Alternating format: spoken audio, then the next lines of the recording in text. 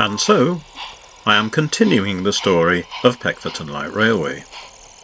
In previous episodes, I have charted the history of the railway from its planning stage in 2004 and then its construction in 2006.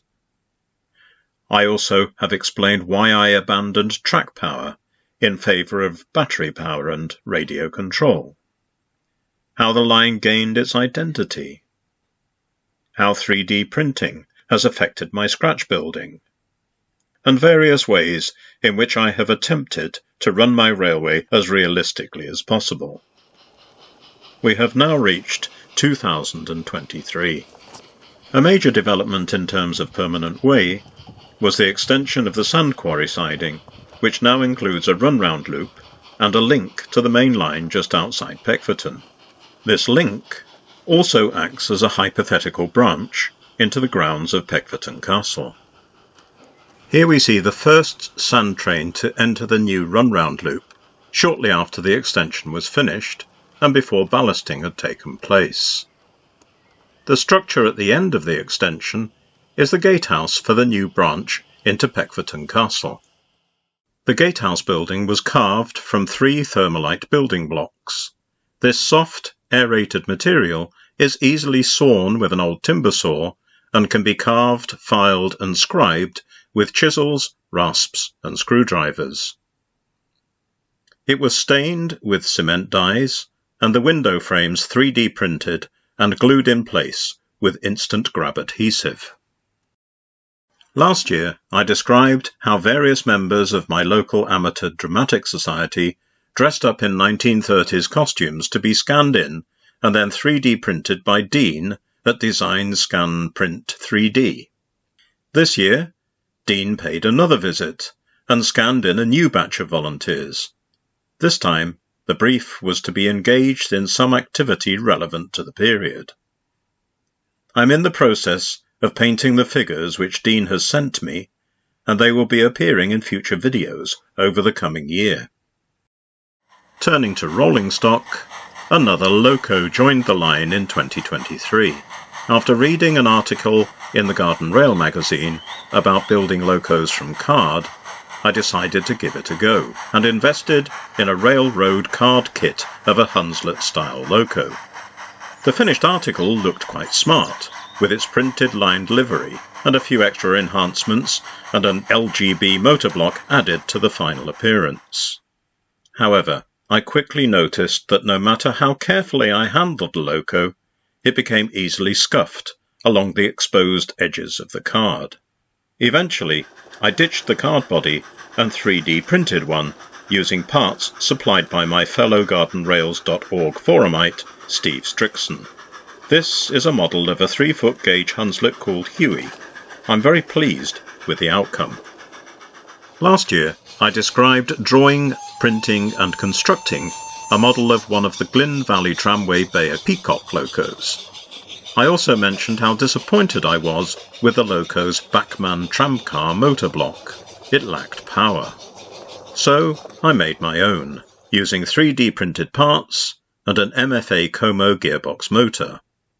Unfortunately, this was similarly underpowered, and so I returned to the drawing board, well, actually Tinkercad, and designed and built another motor block, this time with a much more powerful MFA Como gearbox motor. I think this new motor block is now probably the most powerful one on the railway, perhaps a little too powerful. My next motor block will be a compromise between this and the previous design.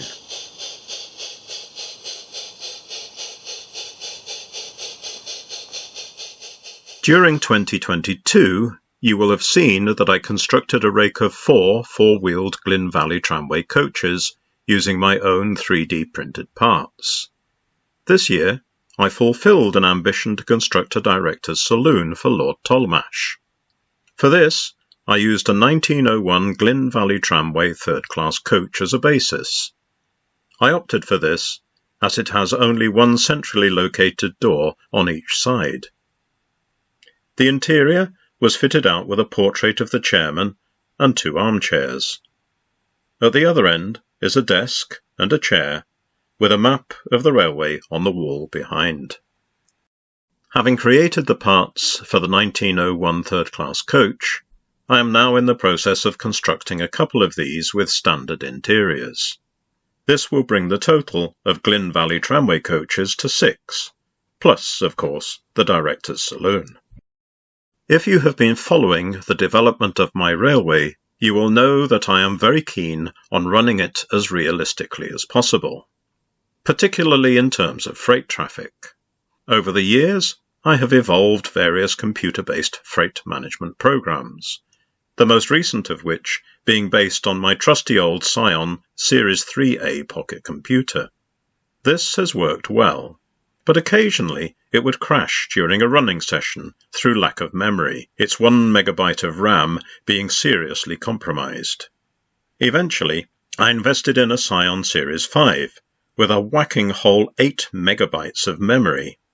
Transferring the program over to the Series 5 required a complete rewrite, but I am pleased to say that so far the program has not let me down.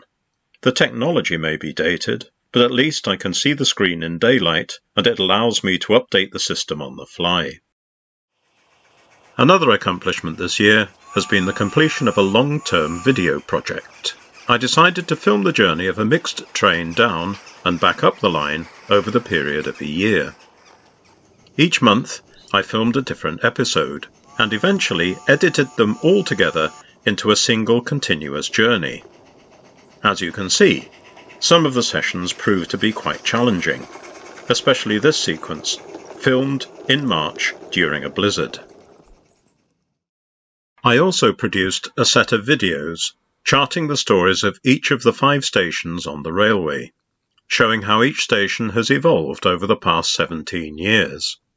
From my point of view, it was quite revealing to see how much progress I have made since the very early days to the present time. This clip is a snapshot of Buckley Station's history.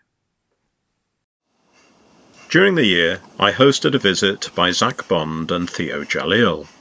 Zach had just taken delivery of his mighty fine live steam Baby Garrett loco and was keen to make use of my railway with its tortuous curves and challenging gradients to give it a good workout. With only a few minor teething troubles, it performed remarkably well. The weather during 2023 was generally dreadful. Although there were some sunny spells, these were often interspersed with showers of rain, or sometimes unbroken days of heavy rainfall. This meant there were very few opportunities for me to run full operating sessions, where I usually require at least 3 days of decent weather. However, I did manage to organise a couple of full running sessions, which I duly filmed and uploaded to YouTube.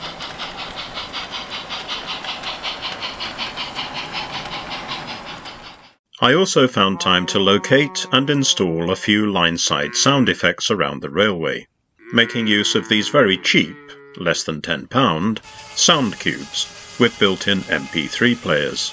The sawmill, bone mill and cattle trucks now all reverberate with added sounds.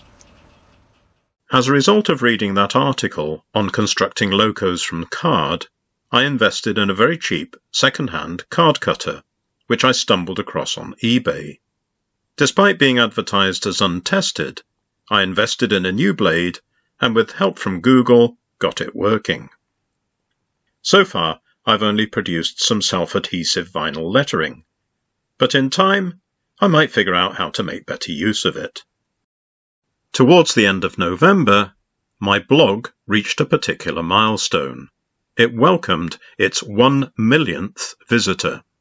It just happened that I was on a Skype call with my mate Greg on Australia when the counter was reading 999,999, and so he accessed the site and I saw the counter roll over to 1 million. I'm really pleased that over the years my scribblings have been of interest and hopefully of use to fellow modelers or simply to the curious. Many thanks if you are one of those who has contributed to that total. And so, as we approach the end of another year, I wonder what 2024 will bring. Hopefully, we'll get far better weather. Then I'll be able to get out in the garden and run a few more trains. In the meantime, there are a few projects sitting on the workbench awaiting completion. After all, a garden railway is never finished. There's always something to do.